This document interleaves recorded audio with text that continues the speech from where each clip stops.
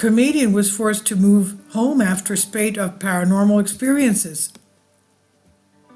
Daisy May Cooper recently spoke about her experiences with The Unexplained on BBC's Uncanny podcast. Prior to moving in, the 37-year-old British comedian and actor had always wanted to see a ghost, but when strange things started happening to her, it did not take long for that sentiment to evaporate, of course. The house, which was situated in the countryside, had seemed idyllic, and for a while nothing unusual happened. When her friend Sarah came to stay one day, however, things took a rather sinister turn. She told me in the morning she had heard what sounded like somebody breaking into the house, said Cooper.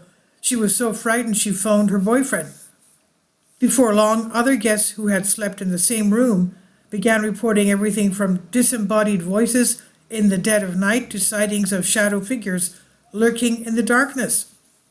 Then strange things began happening elsewhere in the house, like paintings that had been hanging up on the wall mysteriously ended up in the wrong locations for no rhyme or reason.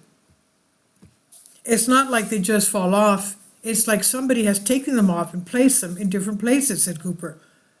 As time went on, other phenomena began to occur, such as the shower turning on by itself full blast in the middle of the night, the sound of mysterious footsteps going up the stairs when nobody else was at home, and a sighting of a strange man walking past the window.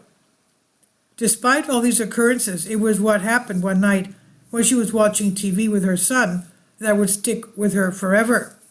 She recalled, "I can't remember what happened first, when it was the sound or the security light that comes on my landing, but the sound was actually the thing that scared me the most. It was the sound of feet running on a wooden floor and what I can only describe as a pair of children's legs, a 7 or 8-year-old, and it had these white shorts on, and these legs ran around the bed, and me and my son both tracked it for a matter of seconds when it was just gone. It completely vanished. It was the most extraordinary thing I've ever seen," she said.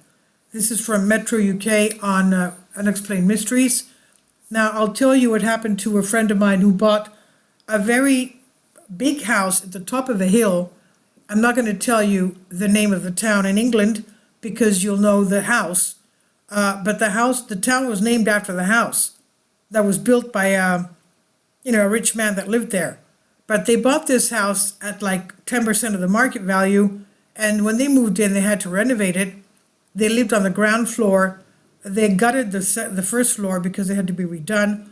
And her husband would be traveling quite a lot, like half the year he was traveling.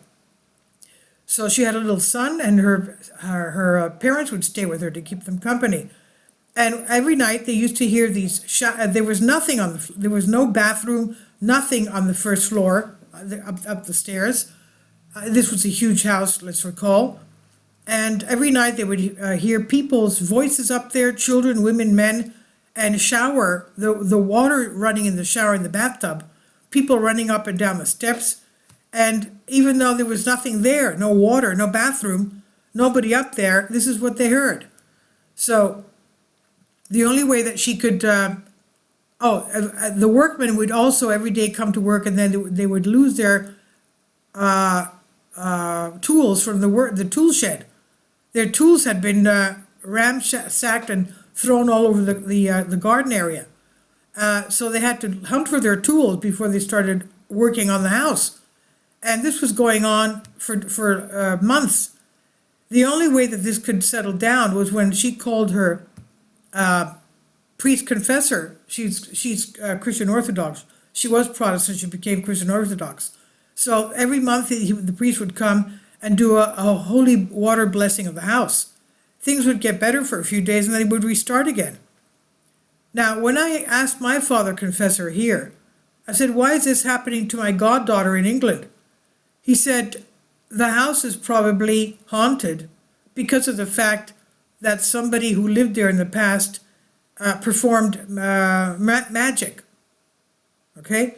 So somebody there was performing magic, or he was a Satanist or something, and tell her to be sinless and not to worry. They finally moved out of the house. They moved out of the house. Things like that do happen. This is on Unexplained Mysteries. Please leave your comments, and thank you for your support. Support my Patreon account. The daily posts are 5 videos daily, and they are totally different from what I have on my YouTube channel. Thank you so much for your support and that you find all my content so interesting. You'll find the Patreon account details in the description box below.